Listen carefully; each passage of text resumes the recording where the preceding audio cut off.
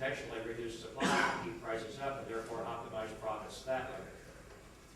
Do you see that as a possibility in our? Well, I can tell you that in the chain, that the industry, and certainly in certain segments of the industry, has made more margin at lower operating rates than probably ever seen before. Now, that hasn't necessarily been the case for the PVC producers. In other words, if you look at what's happening on the polyethylene side, and they've been running at very low operating rates, but the margins have been very good. In terms of pricing on the PVC side, as I said, one of the things that I think will help keep pricing up is the fact that we don't see costs really coming down that much. Yes, ethylene prices will come down a bit, but what they're going to lose is some margin. The actual cost to produce PVC is going to stay higher. And if you're not fully back integrated in PVC, and there's still a number of producers out there that aren't completely back integrated, and some of that is going to be the price setting mechanism that's going to help keep prices higher. So we don't really see a price collapse out there, despite the fact that demand may not be roaring back. I'm not suggesting that you were going to see a price collapse or a cost collapse, but either way, on the cost side of it, you had a chart that showed PVC margins basically zero over time. And it seems to me that the smart move would be to create your own margins by optimizing your profits based on optimizing your own supply. Supply can go up certainly if demand is up, but if demand is down, supply can go down with that, push prices up deliberately. That's supply and demand. That's right. Now this forecast is based on the current production capacity that's out there, and is,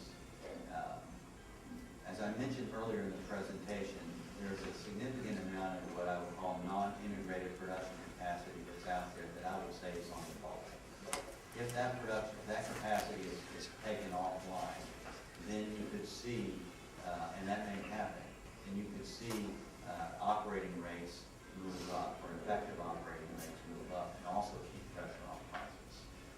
But that's assuming people will drop off because they have to. I'm assuming people will drop off because they want to. That non-integrated supply can be reduced intentionally to support higher prices. Do you believe that that could happen? Yes, I do. It could happen, and we've seen that, as I've said, on the ethylene side. They've been very proactive in shutting down capacity, and that's one of the things that's led to these markets. Yes. Nick, you had mentioned that there is some new PVC capacity coming on in North America. Is there any more capacity coming on elsewhere in the world that might affect us? Oh, absolutely. The greatest capacity that's coming on is in China.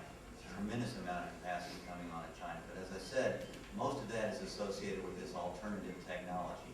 And again, I've got all kinds of slides that we could go into here that show you competitive economics between U.S. producers and the Chinese.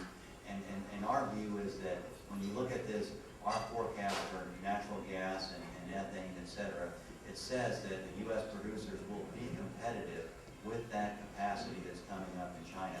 So even though there's this vast new capacity coming up in China, which has really been the swing market here recently, U.S. producers will be competitive into that market. So that's why you've seen these investments in the logistics that several of the producers have made so that they can participate more heavily in the export market in the coming years. Yes, please. What's the disconnect between natural gas prices on a BTU basis and oil prices on a BTU basis?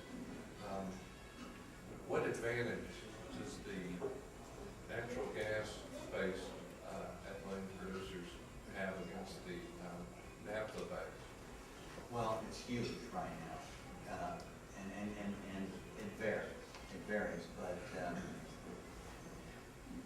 it has been, you know, to pick your point in time, within the last year, it's been as much as 20 cents a pound, and it can drop down to a nickel. So is that where the profitability is coming? If you look at the entire chain right now, from natural gas right through to the PVC or to the polyethylene or the resin, the most margin in the entire chain is in the ethane right now. people that are extracting ethane are the ones that are making all the money. And right now, and then again, I have charts on this, but I didn't have time to go into it. We're really at maximum extraction values or rates for ethane. The industry's got the ability to extract about 830,000 barrels a day of ethane. We're really at that level. And the fact is, as I said, the producers have done the math. They've seen that this is going to be a very competitive feedstock. They've shifted over their production technology so that they can accommodate that. So what it's done is it's driven the price of ethane up. This is another reason I don't expect to see ethylene prices really collapse or PVC prices really collapse, because the ethane producers, all they have to do is keep that price just below the next competitive feedstock, and they've got an awful lot of margin to play with to keep that the most competitive, keep ethane the most competitive feed. So that's why they will keep it there. They can keep the U.S. In the export market, and they can keep ethane competitive. And then one last question. I was surprised about not surprised about the amount of capacity coming in China, but I thought there was a huge wave of capacity coming on in the Middle East. There is, but not so much PVC as ethylene and other derivatives. In terms of PVC, you're really looking at China as the big hitter. I mean, the vast majority of global PVC capacity is coming up in China. And as I said, most of that is just acetylene carbide-based technology, which really bypasses ethylene altogether.